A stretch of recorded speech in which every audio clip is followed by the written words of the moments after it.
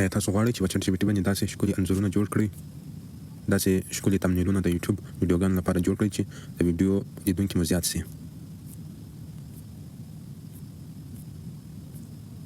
داسې ښکلي انځورونه لکه په لاس چې لیکل سوي د دې لپاره چې د زده کوونکي په ذهن کې اشاره سي.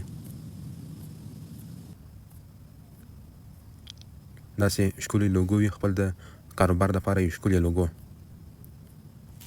نو غواړئ که چیرې تاسو داسې ښکلي ډیزاینونه جوړ کړئ نو دا ویډیو ته پای پرې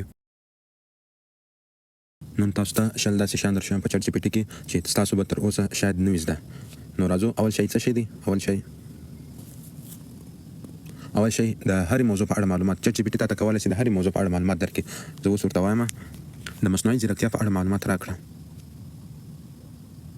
نو ماته دا د مصنوعي ځیرکتیا په اړه په تفصیل سره معلومات راکړله چې دا څنګه کاروو. ټوله معلومات یې راکړله. دویم دا چې موږ چټ جي پي ټي د استاد په حیث کارولی سو. لکه یو استاد څنګه خپل شاګرد ته درس وښیي نو چټ جي پي ټي موږ ته هم داسې درس اچولی شي. د مثال په توګه زه چټ جي پي ټي ته وایم ته زما د انګلیسي ژبې استاد څه د پرزنټ سمپل ټنس له صفر څخه په ساده پښتو کې راته تشریح کړه او 5 مثالونه مو سره راکړه او بیا 5 پوښتنې هم راڅخه وکړه. نو ته زما د انګلیسي استاد ته د پرزنټ سمپل ټنس د صفر څخه په ساده پښتو تشریح کړه، 5 انګلیسي مثالونه راکړه، بیا له ما څخه 5 پوښتنې وکړه. په یو وخت کې کوم یوازې یوه پوښتنه وکړه.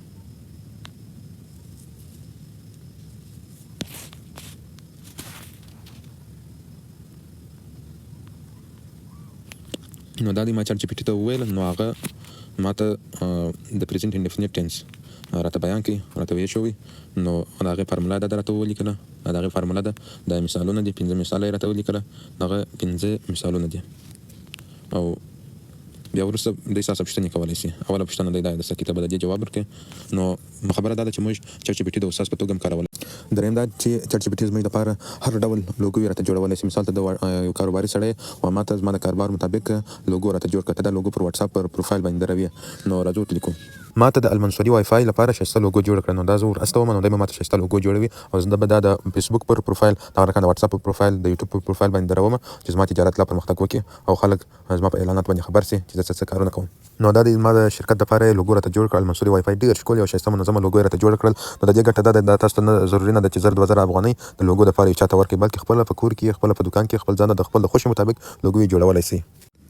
څلورم چټ جي پي ټي موږ ته د ترجمې او ژباړې کار هم کولی شي چې موږ یو خط ورته راپورته کړو، اپلوډ یې کړو، نو چټ جي پي ټي هغه موږ ته ترجمه کوي.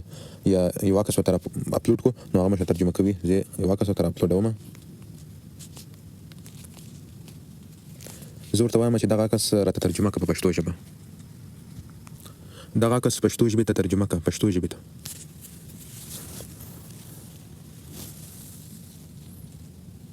نو اوس ترجمه دا د لیکلې ده، دا ټوله ترجمه ده. دا شپږ میله اوږد د اورګاډي سفر د نړۍ له تر ټولو ښکلو او زړه راښکونکو سفرونو څخه یو دی. د الف غرونو له کلیو څخه تېرېږي او له 55 تونلونو څخه تېرېږي. نو دا دغه عکس ترجمه راته وکړله.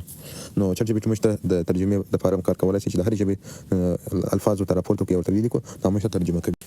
پنځم چټ جي پي ټي موږ ته د عکس تحلیل کولی شي. یو عکس ورته اپلوډوو نو ده ته وایو چې دا څه شی دا د څه شي په باره کې دا عکس په دې کې کوم شیان موجود دي، نو د دې ټولو تحلیل راته کوي او تشریح یې راته بیانوي. نو زه به یو عکس ورته اپلوډ کړم. زه یو عکس ورته اپلوډوم، د ورقو د کاغذ عکس دی چې موږ یې د پرنټر لپاره استعمالوو. دا د څه شی عکس دی، د دې تحلیل راته وکړه او د دې په اړه معلومات راکړه.